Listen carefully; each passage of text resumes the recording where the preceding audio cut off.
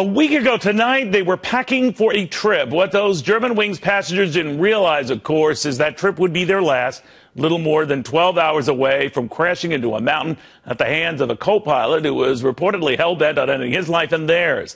Ken Feinberg says that there's really no way to prepare for the unthinkable, but this compensation expert has found an eerie pattern to what is discovered afterwards. Very few are ready financially just in case something does. Whether on 9/11 or countless tragedies since, Ken's discovered few victims have a will, fewer still life insurance, which is why Ken himself has since changed his own behavior and his own finances. And he writes brilliantly and compassionately about it in an op-ed that focuses on what he's done differently. Ken, it's very good to have you. Thanks for taking the time. Glad to be here. I thought it was a very, very exquisitely written column on the part of a guy who has seen probably more than he cares to, and how unprepared most of us are for that moment we're not planning on happening immediately. Huh. That's right. After 9/11, over half the victims did not have a will. Over half the victims had no life insurance whatsoever. The overwhelming number of survivors, even though we offered them free financial planning, didn't want it. Is that right? Wow. I think only about 78 of over almost 3,000 people who died on 9/11, only 78 families, when I offered them the compensation, were willing to receive free financial planning assistance. You know what I thought reading your column is that if not for that compensation fund, they'd have been in deep doo-doo. That's right. And also I discovered, and you know this, Neil, most families, when they're intact before a tragedy, they don't discuss how the estate or the assets ought to be distributed if a father or a mother die. Or they don't want to talk about it.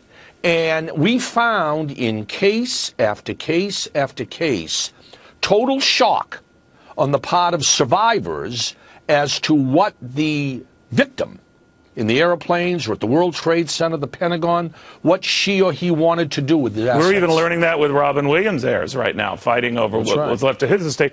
But you changed a couple of things. I think you said you got yourself more insurance.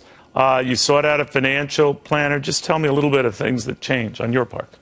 First, I ran to a lawyer and updated my will. I said to myself before 9/11, there'll always be time. I'm a young man. There's no urgency. After 9/11, I immediately updated my personal will concerning my assets.